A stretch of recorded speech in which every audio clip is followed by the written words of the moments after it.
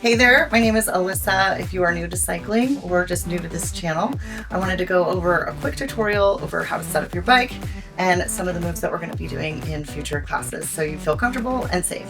So we're going to start out with our bike seat height. If you have not set up your bike before, we're going to start out with that seat height. So a good rule of thumb is to make sure it's about as high as your hip.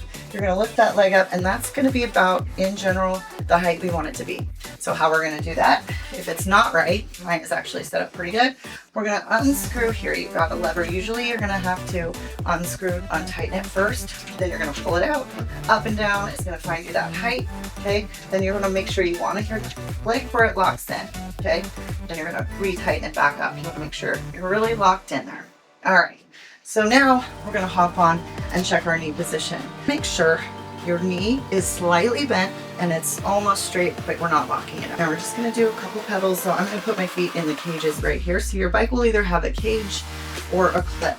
So you want to make sure your foot is all the way in that cage. If you're using the cage, I'm using it now so I can get out quick. We're going to check that those knees are not too far forward in front of that toe or too far backwards behind the heel. So the way we control that is that forward and aft position on that bike seat. You can see I'm going to unloosen it right here, okay? And my bike seat is sliding forward and down, okay? Mine is going to be all the way forward. That works out best for me. So we're just going to check it out, make sure it's nice and tight. Now we're going to hop back on and we're going to check that handlebar height. All right, so we're going to sit up nice and tall, hands on either side of the handlebars. Now, the good rule of thumb here is just to make sure that you have that soft bend in the elbow. Bike handles are just slightly higher than your bike seat, and that's right about where you want it to be. If you do need to adjust it, there's going to be that lever in the front. Just like you do the seat, you're going to loosen it up first, and then raise or lower it if you need to, and then tighten it up. Good rule of thumb for a beginner, you want to be a little bit higher, if anything, to keep your chest lifted, open, so you can breathe easier. And the last and final position, you may have an adjustment for those handlebars going forward or back.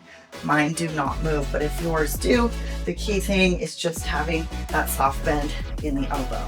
Okay, now we're just going to go over our 3 basic positions. Position 1, 2, and 3. I'm locked and loaded. There's a couple different kinds of clips. You can check out the links below. This is first position right here. My chest is lifted, my shoulders are down and away. Good, nice, smooth pedal strokes. We're pushing with that flat foot. Good, relaxing the neck and shoulders. Just a couple deep breaths. We're settling in. This is going to be your home base. You can come back to this position at any time during the ride. We're going to take it to second position. You're going to need a little bit of extra gear here because we want a little bit of resistance to hold your body weight out. Now lift it up out of the saddle. Hands are going to stay right here. We lift it up and we're floating right over that bike seat. Okay, if you notice you're coming forward, that means you're putting too much weight on those handlebars. We don't want that. My hands are nice and light here. Our chest is lifted.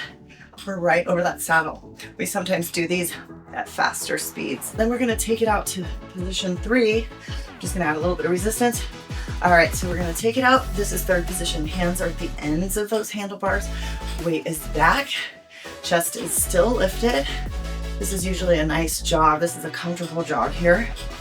Weight's back over that saddle.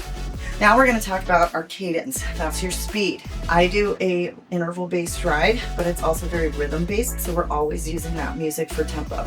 Your bike may have a computer on it that shows you your speed or your cadence, your RPM, rotations per minute. You're going to be picking up that pace depending on that tempo. Most bikes have it. If you don't have it, don't worry about it. I will kind of cue you in, but you're going to have to listen to that music. So I'll tell you to find that beat. We're going to either be pushing above the beat or behind it, but I'll always have you find that tempo so you can adjust the gear so you know where that's going to be. Since we all have different bikes with different numbers or different metrics or none, we're going to take a couple cues to control that resistance. I'll tell you how it should feel based on a certain tempo, either the tempo of the music or the actual RPM that you should be hitting. So if I want it to feel heavy here and it's a 65, you're going to try to find something that's at that beat or heavier, and then add that resistance on so it feels heavy. I also will use a rate of perceived exertion scale. So level 1, we're going to take that gear all the way off. Nice flat road. So we're on this flat road, but a level 1, you still want to make sure you have some control over those pedals. We might be pedaling really fast, but you still have control. You're not just spinning your wheels flying away, okay? You want to protect those knees and always maintain a tiny bit of tension, just a little something. So level 1, 2, and 3, that might be where we hold that warm up, something a little easy to start and we're just easing in. Okay, level 4, 5, 6 might be getting closer to more challenging, but we're gonna be an aerobic zone jog, okay? Something a little bit more challenging, but still totally doable. Okay, then we're gonna get into 7, 8, 9, which is gonna be maybe like a hill or a speed push. That's gonna be a little bit more challenging, but something you can still hold for at least a minute. We get to that number 10, you're maxing it out. That might be a hill sprint, something you can only hold between 10 to 30 seconds. So we're working for that absolute max. Now the big thing is maintain your form. If you start losing that form, that means you gotta turn it back just a little bit. You'll start to get more comfortable as we keep moving. We got those basics down. If you know just that, you can do the ride.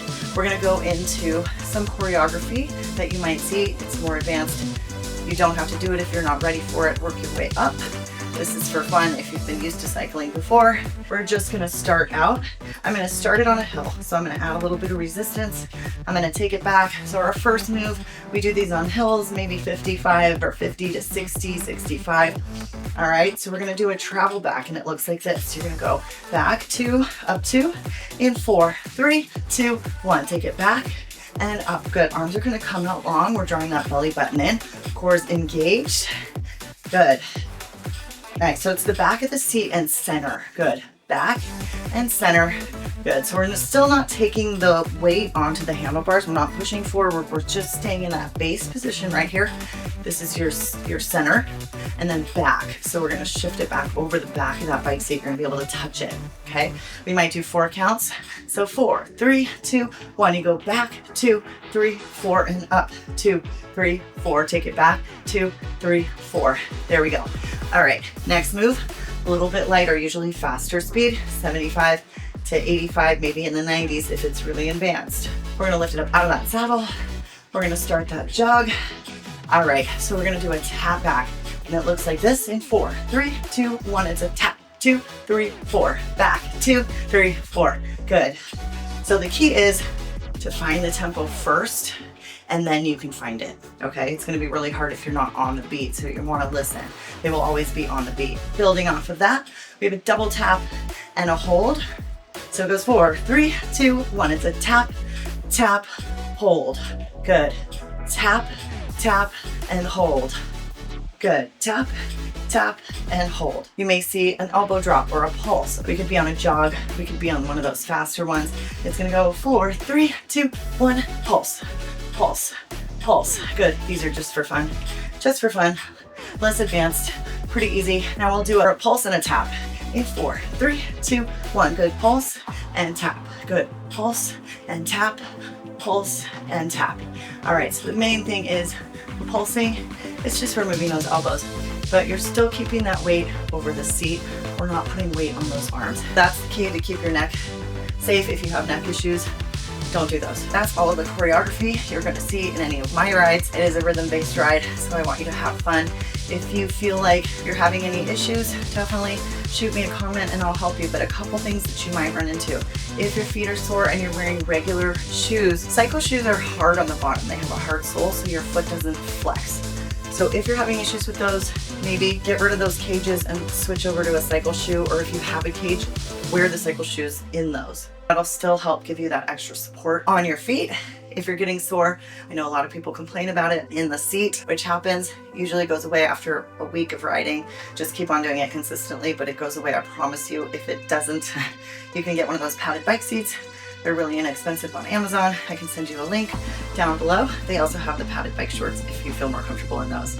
After every ride, we get extra super sweaty in here. So even all the levers where everything connects in, you're gonna wanna lift it up, clean it out. Okay, it's gonna get kind of gunky and that'll preserve the lifetime of your bike. And we're gonna have a lot of fun, so follow me into that next video.